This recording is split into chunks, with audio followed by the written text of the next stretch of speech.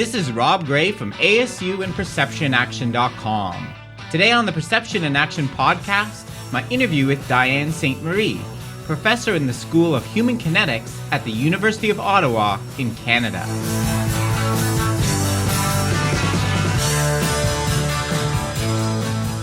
Hi everyone, welcome to the Perception in Action podcast, where I discuss how psychological research can be applied to improving performance, accelerating skill acquisition, and designing technologies. In today's episode, my interview with Diane Ste-Marie. Diane received her MSc in Psychomotor Learning and her PhD in Cognitive Psychology, both from McMaster University in Canada. Her research touches on several topics related to skill acquisition and performance. It also involves a nice mix of laboratory experiments and studies conducted in situ with athletes performing in their natural environment. And we do discuss some of the pros and cons of these two different approaches. Diane has also served some important administrative roles in sports science. She is a past president of both the Canadian Society for Psychomotor Learning and Sports Psychology, or SCAPS, and the North American Society for the Psychology of Sport and Physical Activity, or NASPA. And we spent some time talking about what these organizations do and the upcoming 50th anniversary NASPA conference. Other topics we touch on include, why do athletes tend to perform better when they have control over the feedback they receive? And when is self-controlled feedback actually ineffective? How do athletes use observations of themselves or others to improve sports skills? And what factors should be taken into account when applying observational learning in sports? Hope you enjoy! Not 10 years ago, I was a child. I was a good boy and you let me go. Now I'm on a talk show. Today my guest is Diane Ste-Marie, professor in the School of Human Kinetics at the University of Ottawa in Canada. Thanks for taking some time to talk with me today, Diane.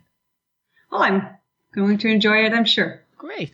So to start, I'll ask my favorite opening question. Can you tell us a little bit about your background and how you got interested in sports science and performance? Sure. My parents always put me in different kinds of activities, so it's like they read that deliberate practice paper there where they talk about how you should be sampling all of these different activities. So my parents really encouraged me to try a little of everything. And then in grade 8, I started in a high school that had gymnastics, and I became interested in the sport of gymnastics a bit later, probably, than most people. And then I started coaching gymnastics. And I really liked the engagement that I had with the different athletes I was working with. And that put me on track to want to do a physical education degree. So I did my Bachelor of Education at McGill University. And while doing that, again, I became interested in all the different aspects associated with human movement and motor skill acquisition and so on. And then my husband and I, when we were finished our undergraduate degrees, decided that we would think about graduate studies. And so that moved me forward. And I went to McMaster and I stayed on the gymnastics track. My master's research was around gymnastic judging. And so some decision-making processes and how memory is influenced by those decisions and perceptual judgments that are made by gymnastic judges. And while I was at McMaster, we do a directed studies. And I met a Dr. Larry Jacoby, who is a researcher in memory processes, and worked in his lab for a bit and decided to do my doctorate with Dr. Jacoby. And so I moved a little bit away from sports science at that time and worked more within verbal memory. And then when I was looking for employment, I was like, I really like the vibe that you get in sports science. And so our school is called Human Kinetics, which is still the science of human movement and understanding that. And so I took employment in the School of Human Kinetics at the University of Ottawa and have been here since. Oh, that's great. Yeah, I don't know if people know that Canada has a really strong, way better than here for the movement science and kinesiology is way stronger, I find. There's a lot of really good departments. Strong. Yeah. I agree. We're located in Ontario, in which there's a number of universities, but I agree. We have very strong sports science, movement science programs within Canada. Yeah. For some reason, it's not as dedicated as a topic here. I don't know. Mm-hmm. Yeah. So, well, that's really interesting. So you were kind of your own pursuit as an athlete led you to think about it. I find that's a very common pathway. It is. Too. Yeah. And my engagement in coaching and really liking to understand the teaching process and so on. Mm-hmm. And I know one of the things that you've done in your career, you've been very involved with kind of the societies and conferences and things, and you're a former president of NASPA, the North American Society for the Psychology of Sport and Physical Activity. I don't know if everybody listening knows what that is, so I wanted to ask if you could tell us a little bit about what it is and what it does. Absolutely. So it is a society that's devoted really to understanding from a multidisciplinary perspective human motor behavior. And it has scholars that are kind of from the behavioral sciences as well as neurosciences and related profession.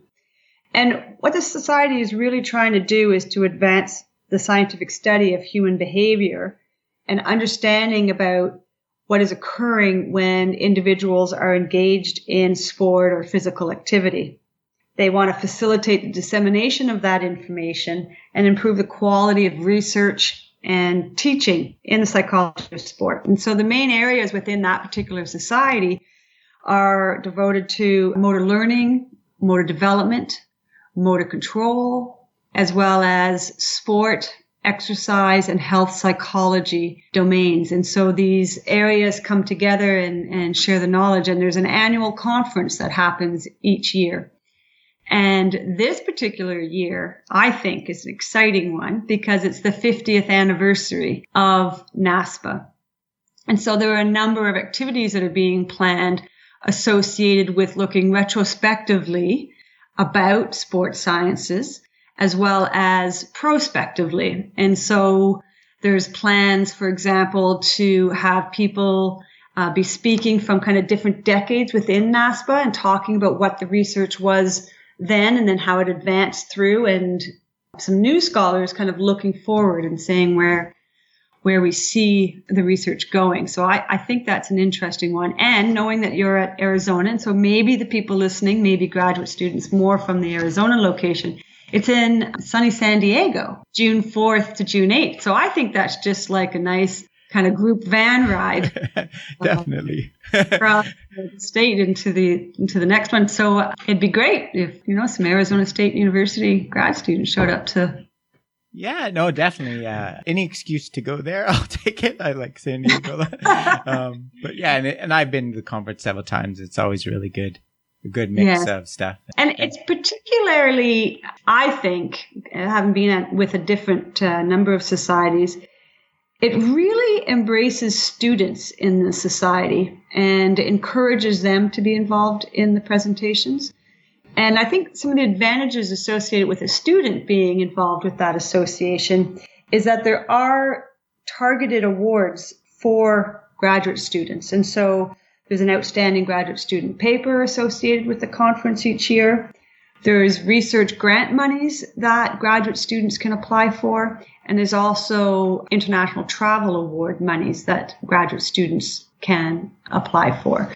And so they have these initiatives that are really targeted towards graduate students. And it's in that way, I find it a very good society about thinking about graduate students, trying to engage them and trying to assist them as they're going through the research process. I know it's also associated with a few different journals, right? There's a newer one that you're involved with, right? The journal Motor Learning and Development, right? Is that That's correct. Yes. So there are two official journals supported through Human Kinetics Publishing. So one is the Journal of Sport and Exercise Psychology, and that captures more the research associated with those researchers in sport, health, exercise psychology. And it had been noted that there wasn't an official journal that had researchers more involved in motor learning, motor development aspects. And so the Journal of Motor Learning and Development arose as a function of that. And so that they are both affiliated. And so membership also provides you with reduced fees for those journals. Yeah, great. Yeah, I'm glad to hear There's other issue that JSEP, as I call it's highly competitive because it's one of the top journals in the it really science, is. so you can't always get stuff in there. And the Journal of Motor Learning and Development is fairly new, as you said, so it has not been provided with an impact factor. But we're working towards that. Daniela Corbetta is the newest editor. It started out, so the founding editor was Gabrielle Wolf, and Daniela Corbetta has taken over. And I can say that we're certainly increasing with the submissions we're having, and the quantity and quality of the articles coming through is soon going to place it in fine stead. Great. Let's get into your research a bit. One of the main topics I know that you've looked at a fair bit is talked about a couple of times on the podcast now, the self-controlled feedback, and kind of this fairly consistent finding that when you let a performer control when and how they get feedback, they tend to learn better, and compared to someone that's kind of yoked to them and forced to get. And I know that you've done some research digging into this a bit deeper, right? Trying to understand why it occurs. And I think you've actually found some situations where you can kind of break this effect, right? So can you tell us a little bit about what you've done with that? Absolutely. I wanted to mention, though, that you've said self-controlled feedback. And that's true that most of the research I've been working with has been around the manipulation of feedback. And typically either with knowledge of results, which I'll be calling KR, which is the outcome of a movement, or knowledge of performance, which I'll be calling KP, which is more about understanding the quality of the movement or the characteristics of the movement. And so what I've been doing is trying to understand, as you said, some of the underlying mechanisms associated with why we see those learning advantages. And initially I started working with looking at controlling KP. So it was young learners acquiring typically some trampoline kinds of skills, either double mini tramp or on a single mini tramp. And they would be allowed to decide when they were going to watch themselves on video versus others who are yoked. So they get the same schedule as watching on video, but they don't get to control when they want to watch the video.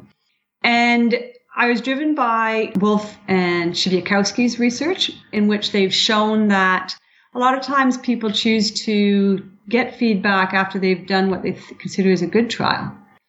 And so the underlying premise there was, well, if they want to watch themselves after good trials, it's probably to pick up information about how they're doing well, and then that makes them feel good. It kind of increases their self-efficacy. They become more motivated to do the task.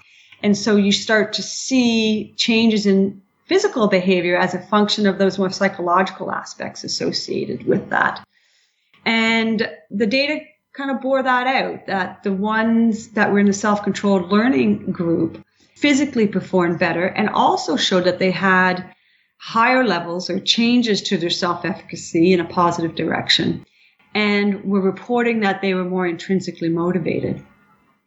And often when we do these studies, it's hard to capture a large group of people. And so you tend to do ANOVA analyses. And so that was kind of the pitch I was putting forward. And then the reviewers were like, you can't really say that because you haven't actually looked at whether it is a predictor of these changes. And so fortunately, I was in a lab where I had a research assistant who stayed with me for a few years. And we kept going back to this gymnastics club, the trampoline club, and we were able to capture 100 participants in this learning study, which is, fairly substantial. And so I was able to do some path analysis associated with these indices of self-efficacy, intrinsic motivation, and their physical performance. And I was surprised to find out that although I maintained these findings of better physical performance, higher intrinsic motivation, greater changes to self-efficacy, those changes in self-efficacy and motivation did not explain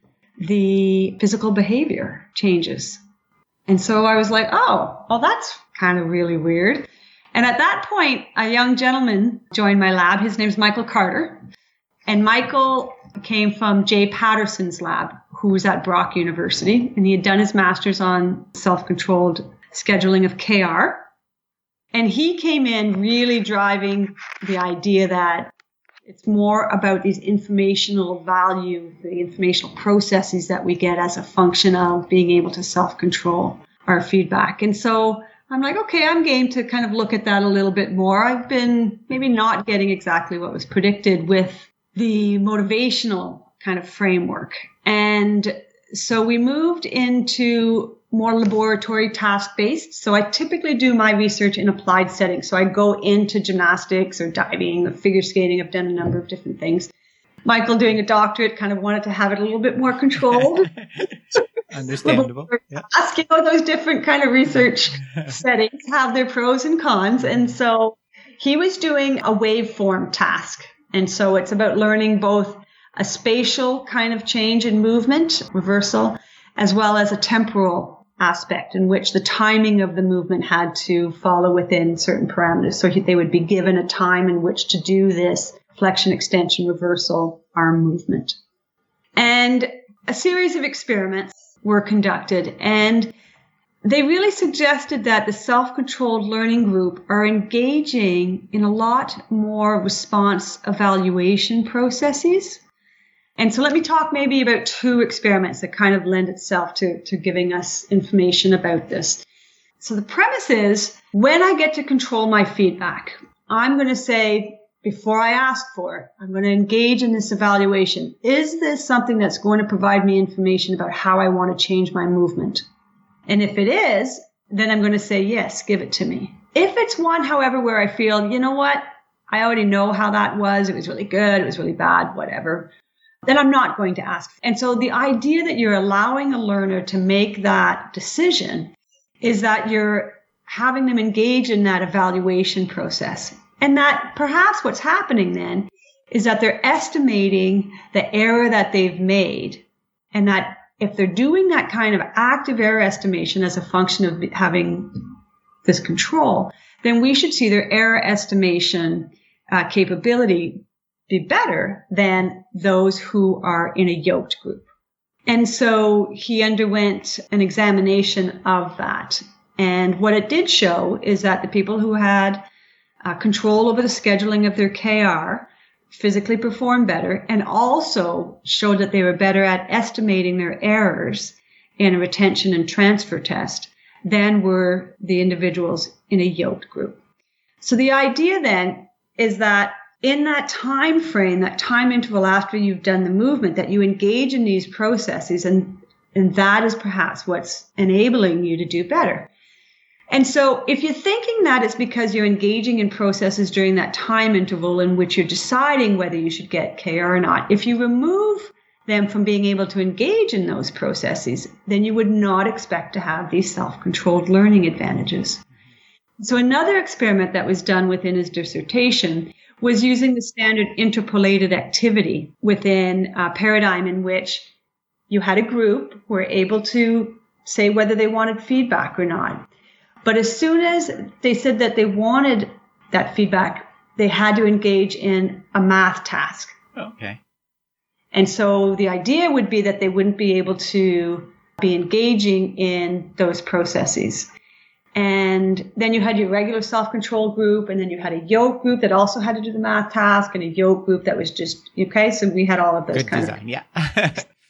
And what it showed was that even though you had self-control over where to do the scheduling, if you had this interpolated activity, you did not get the self-controlled learning advantages. You compared just as though you were a person that was in the yoked group. And so it's suggesting then that it's very important that there's some kind of processing that's going on in the time frame in which you are making that decision to be able to move forward. So his interpolated activity was during the KR delay interval. And so we didn't really look at anything during post-KR and so on. And so, there may be other processes that are involved. But certainly, I think, so his name's Michael Carter, and he's since graduated, so he's Dr. Carter now.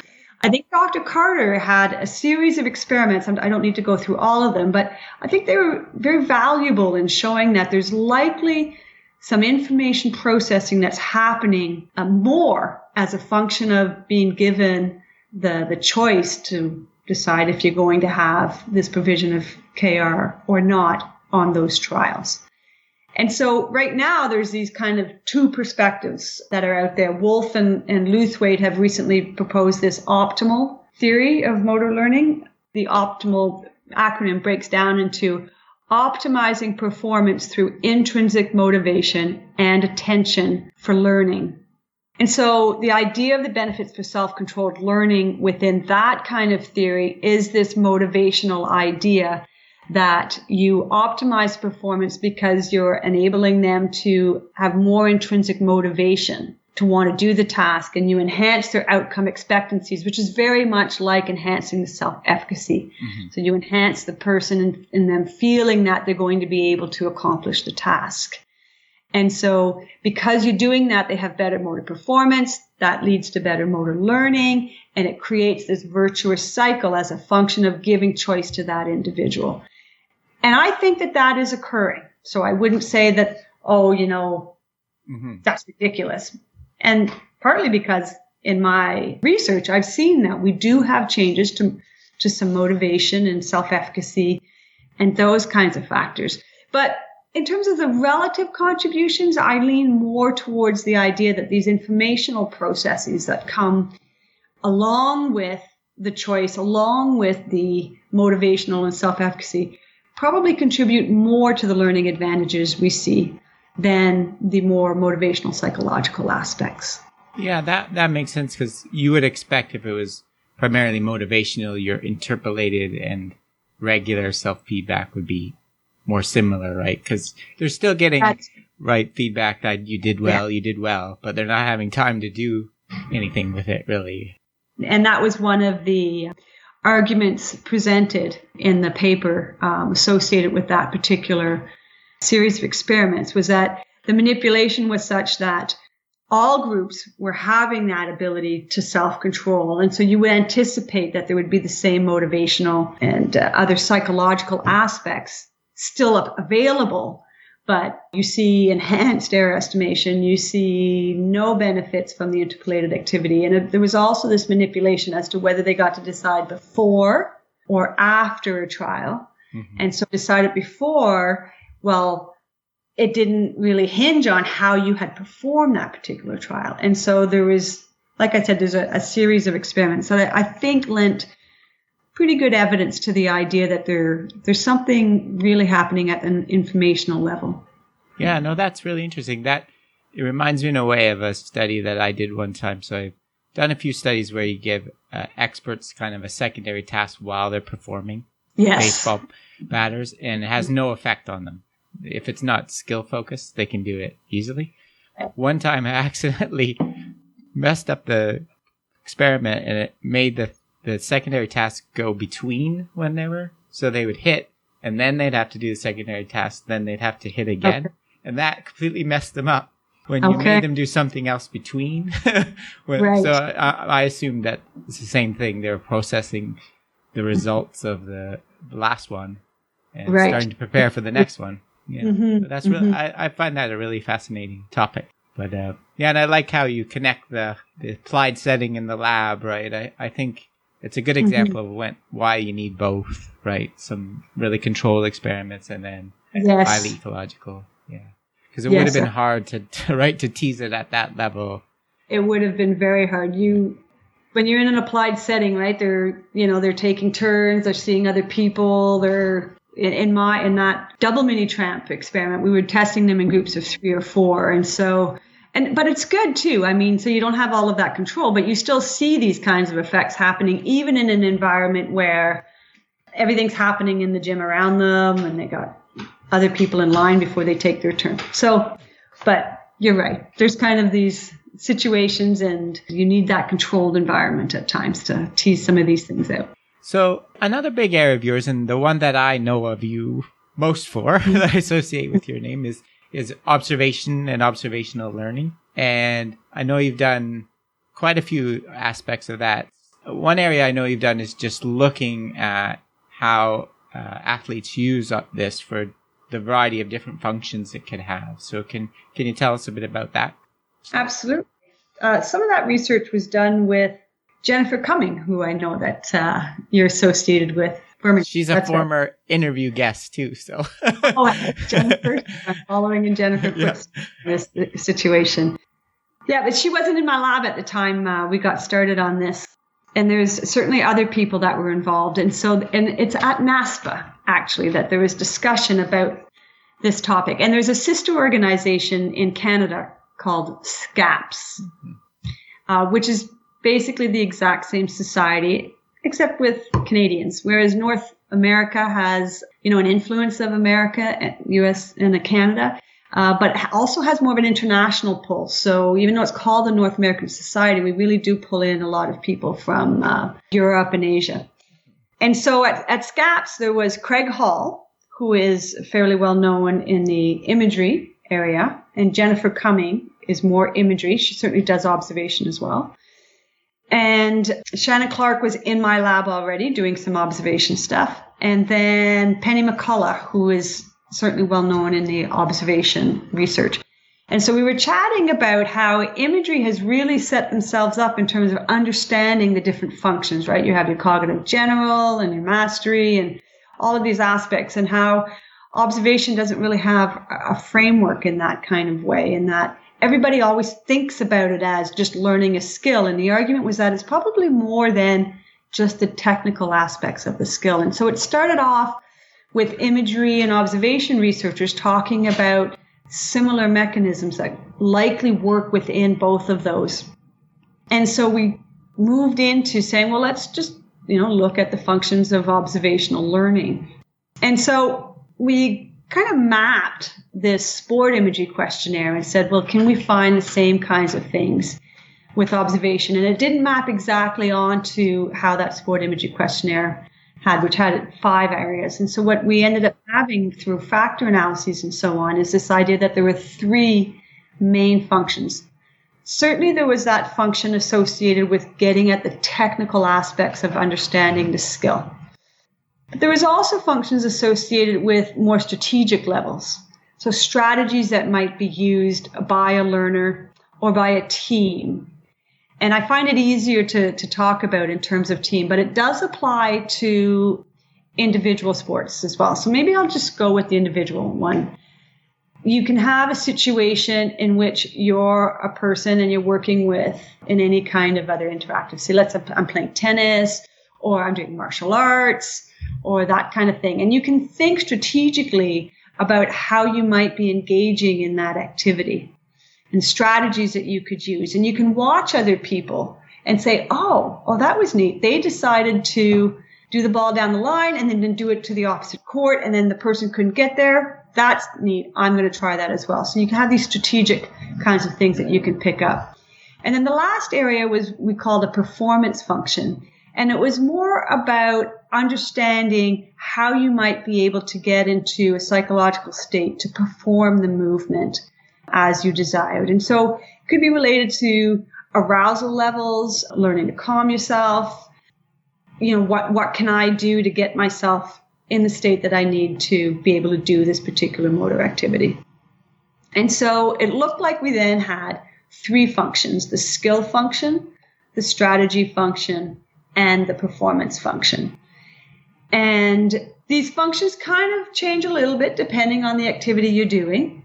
So you could be involved in these interactive sports at a team level, and you'll see perhaps a little bit more strategy being used in that situation. Whereas an independent sport, so you're all alone and you don't have anybody you're competing against, like gymnastics, for example, just comes to mind.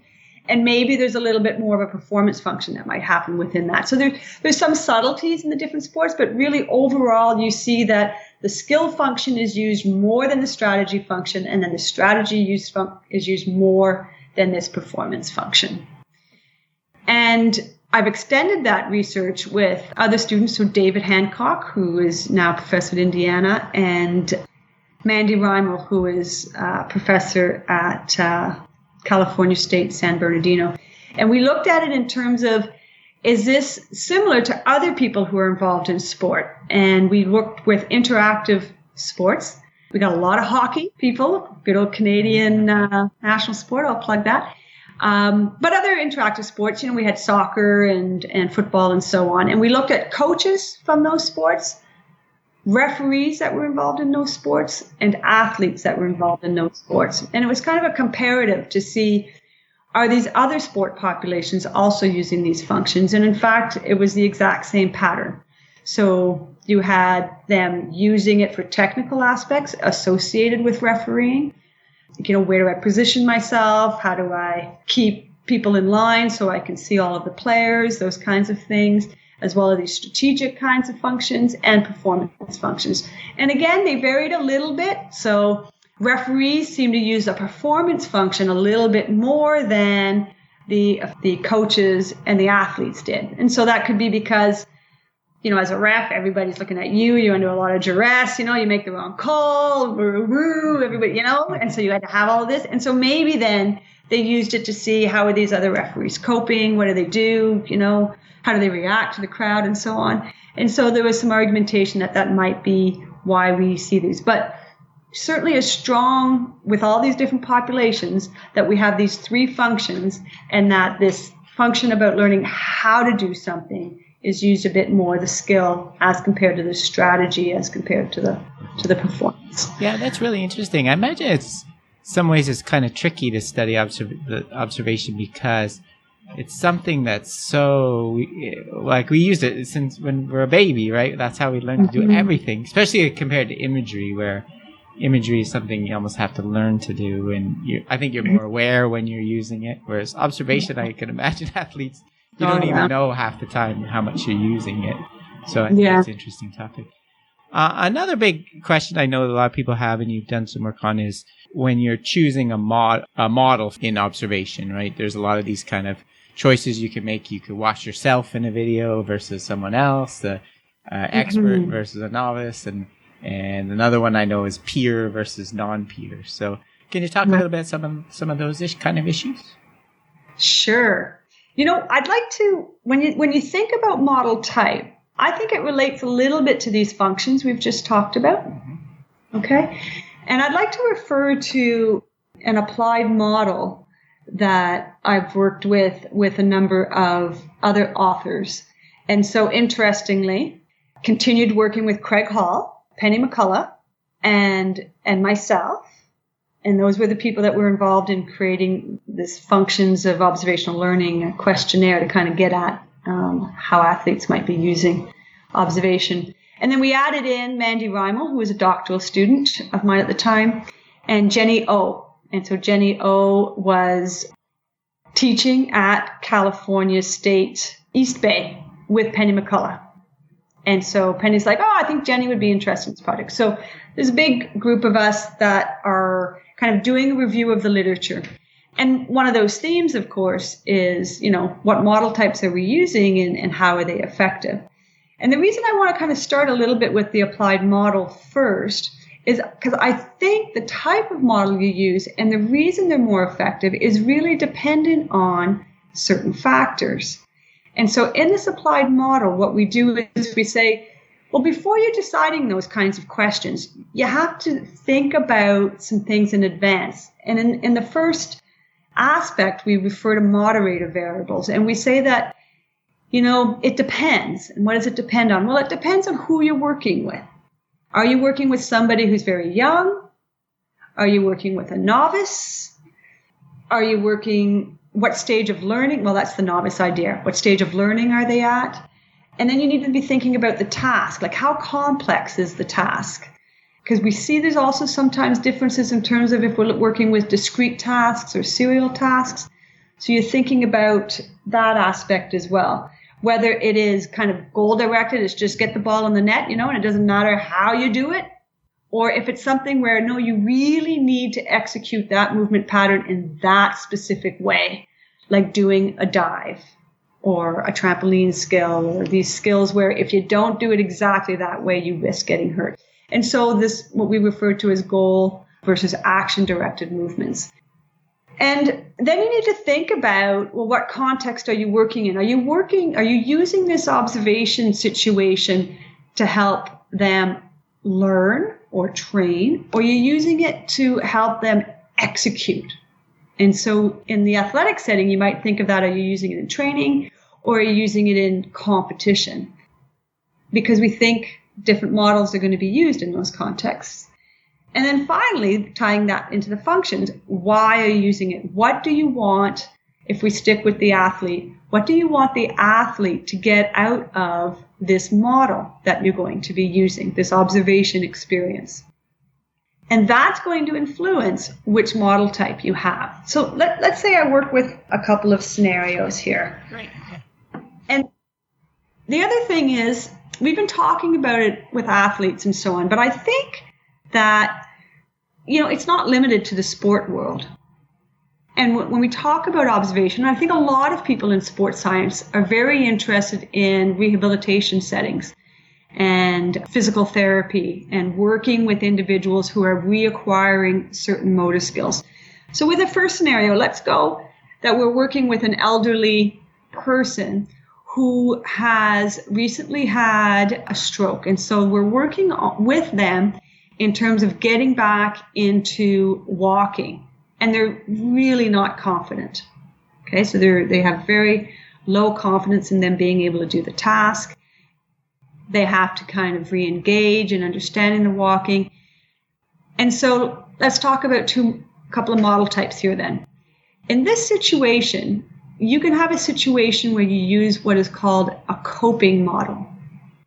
Now, a coping model is usually somebody who's a peer.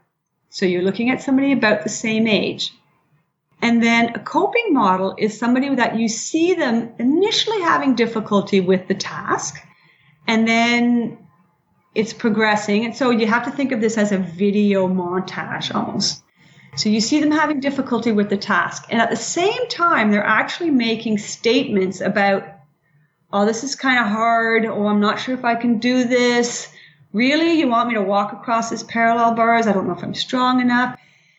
And then you move to them kind of being more successful with the task, saying, oh, I think I'm getting this. Oh, maybe it's not as hard as I thought. I'm feeling stronger.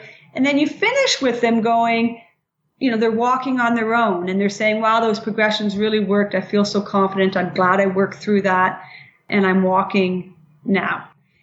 And so you create that kind of video montage, and that's referred to as a coping model. And there has been research that has compared that to what would be a mastery model, which is a person where you just see them doing it correctly all the time. Okay. And all the time they're making statements of, I'm good at this, I'm confident I can do it. And so, when the research is always kind of making sure that the number of statements and the content in the statement is the same in the sense of speaking about confidence. But what varies is the valence, like saying that I'm really confident or I'm not confident at all. And what you see is that the coping model enhances more the individual's psychological aspects. The mastery model is actually a bit better for the physical performance. But in this person that you're working with who's really not feeling like they can engage and they're not confident, it may be this coping model that assists them more. And so the function there then is their affect. Okay, so this performance aspect about how they feel about trying to engage in the task. And so our model type then gets chosen differently because we're working with an elderly patient who we think we need to really work more on this performance function of observation.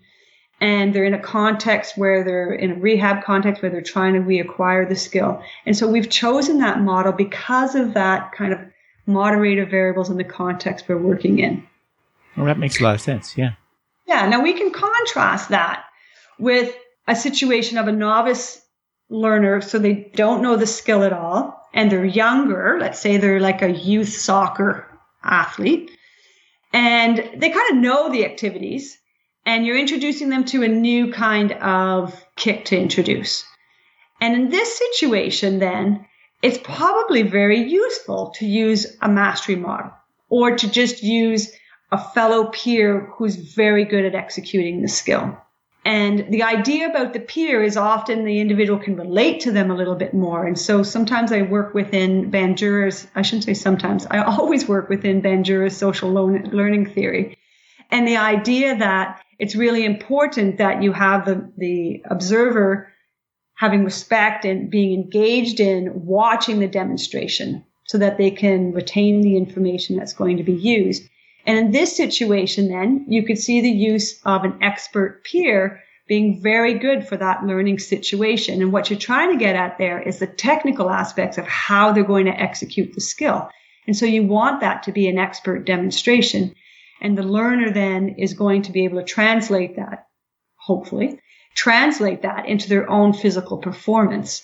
And again, because we have a skill function, because we're working with somebody who kind of understands the movements, but they're working towards a new skill, that can be a very effective model type for them.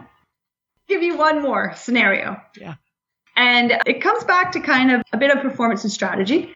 But now I'm going to talk to you about elite athletes, and they know how to execute the skill. So they're not trying to figure out how to execute it. What they want to do, though, is they want to nail it. They want to get it exactly as it's needed on the day of competition.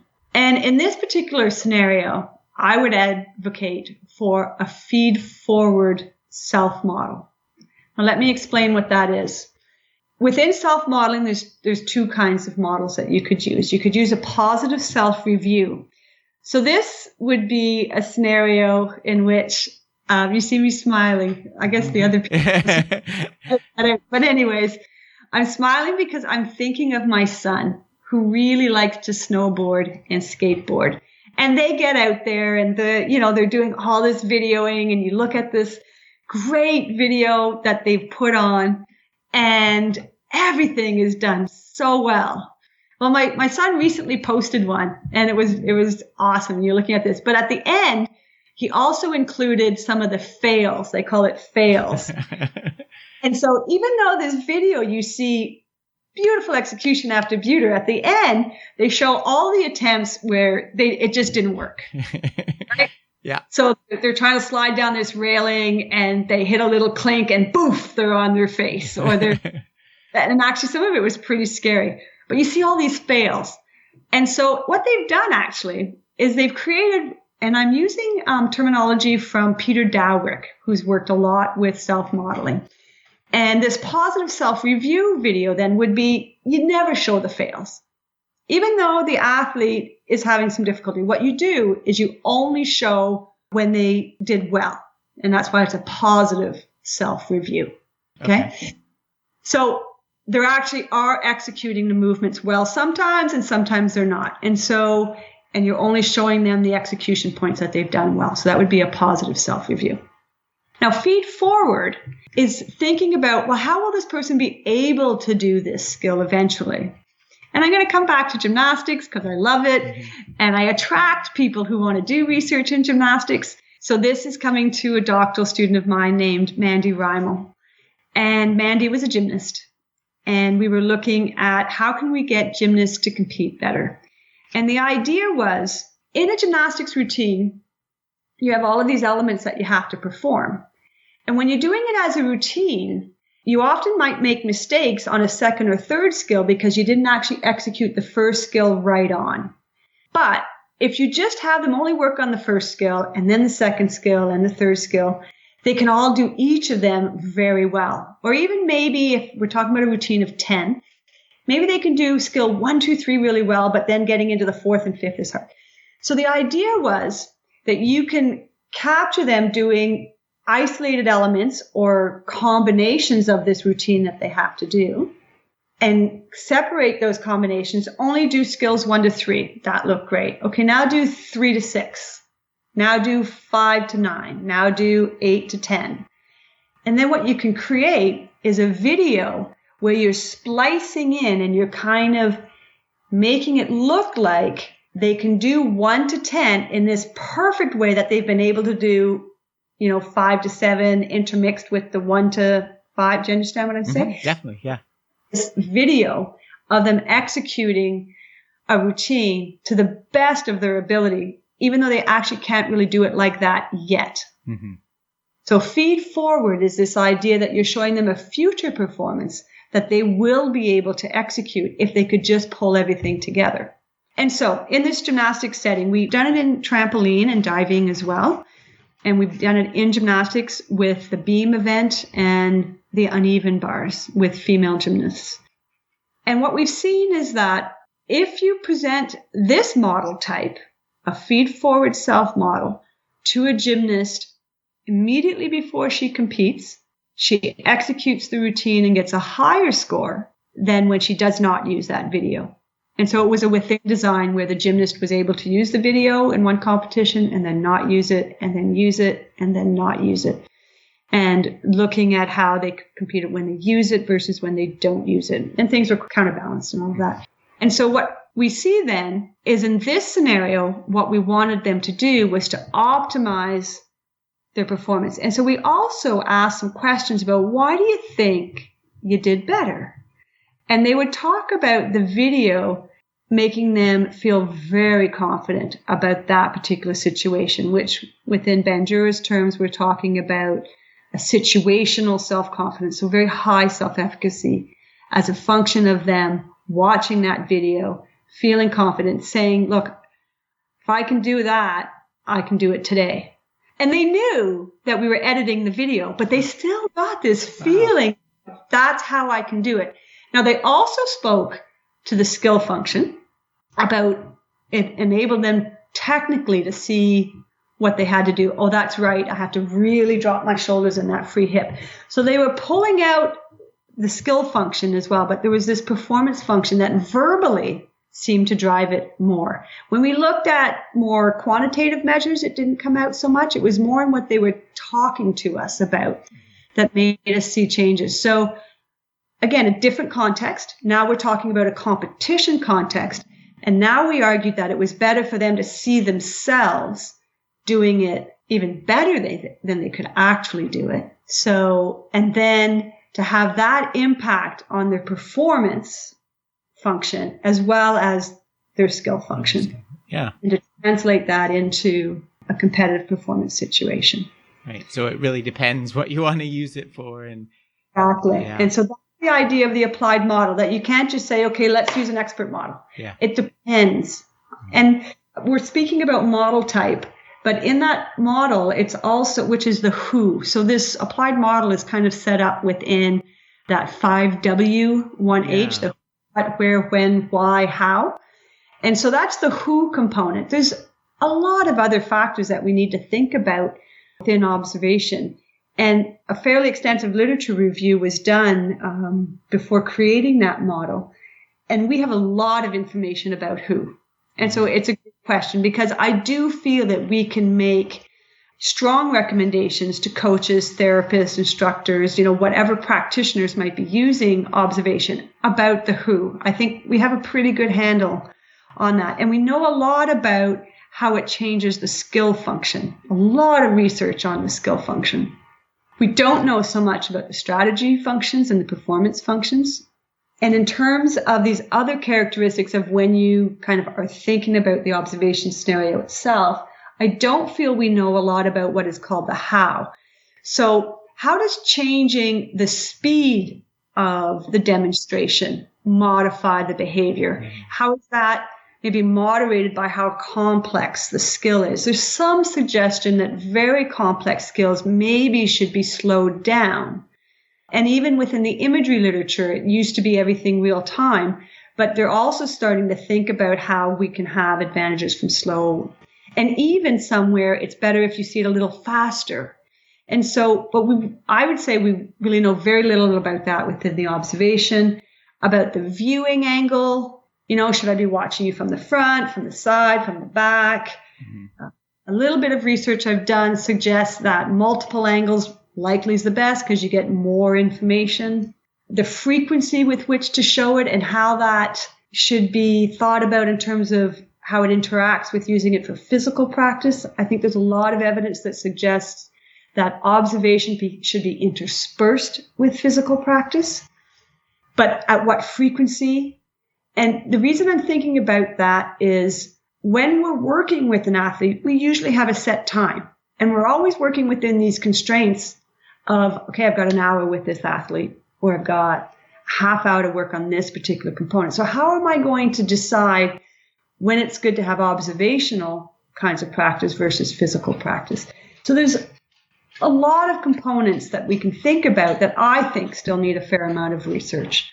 what kind of instructional features should be provided with that observation scenario, and when should it be done, in terms of before or after intermixed, and how that should be interweaved with other forms of practice. Yeah, no, I read that model paper you made not that long ago, and I'll put a link to it, because both for people that want to use observation like a coach and people that are studying it, I think it's a great place to start, because I like how you broke it down in the questions.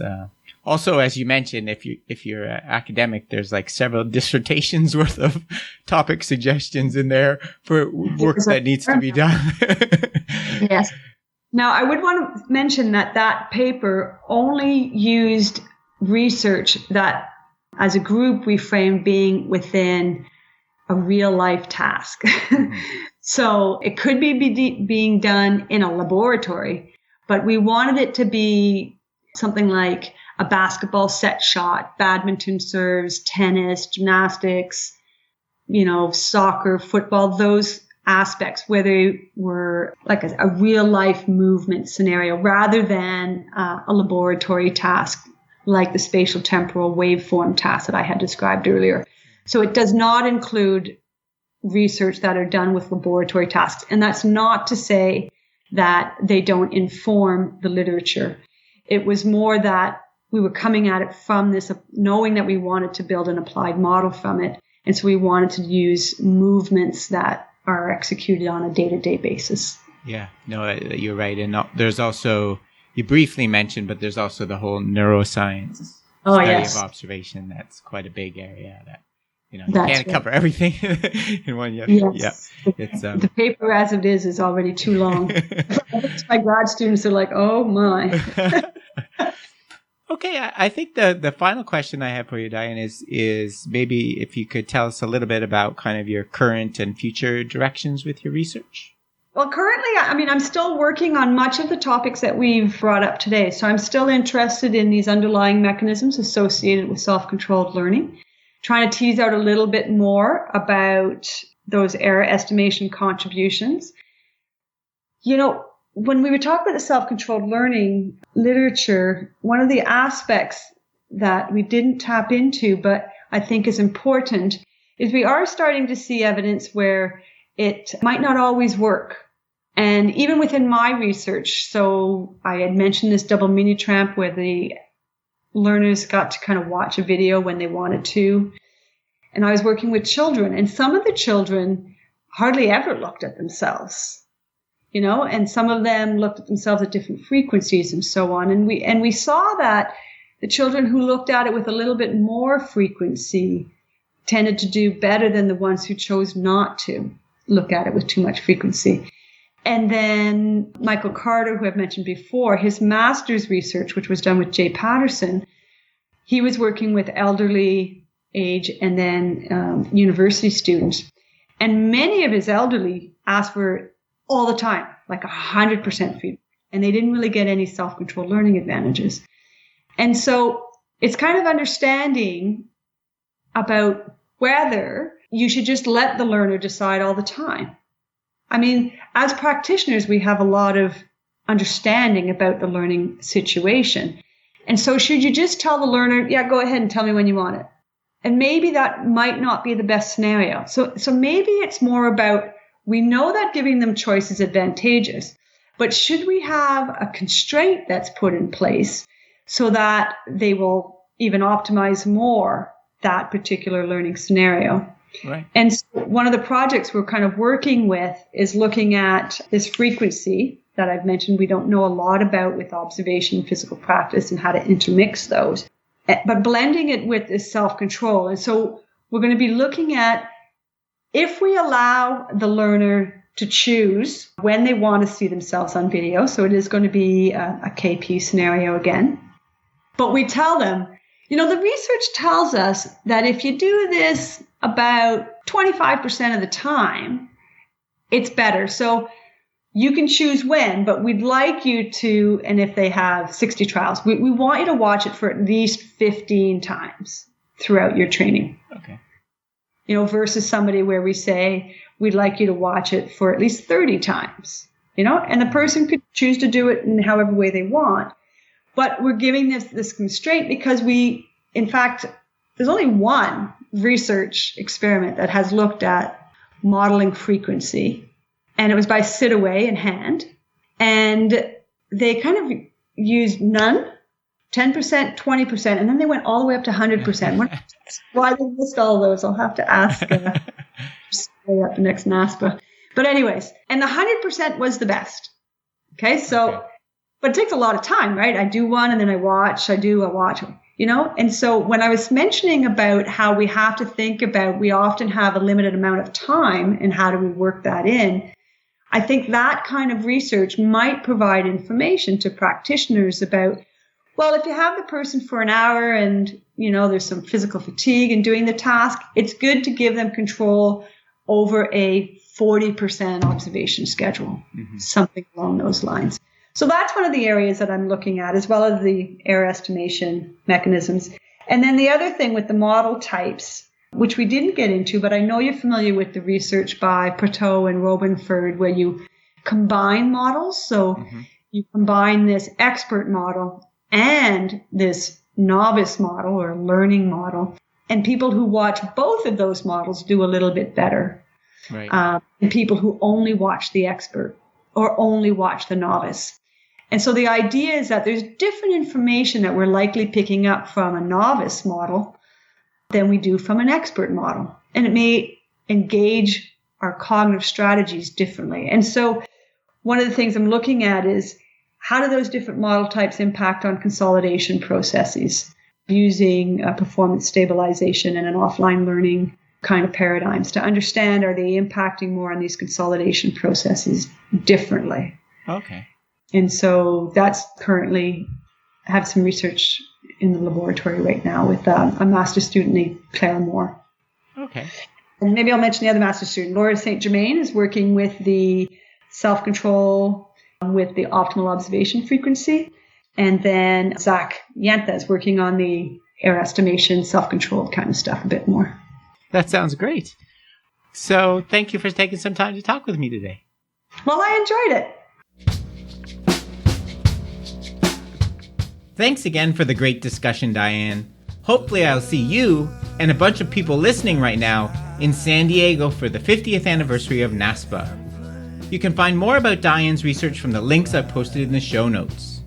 Coming soon on the Perception and Action podcast, how is the structure of movement variability related to learning?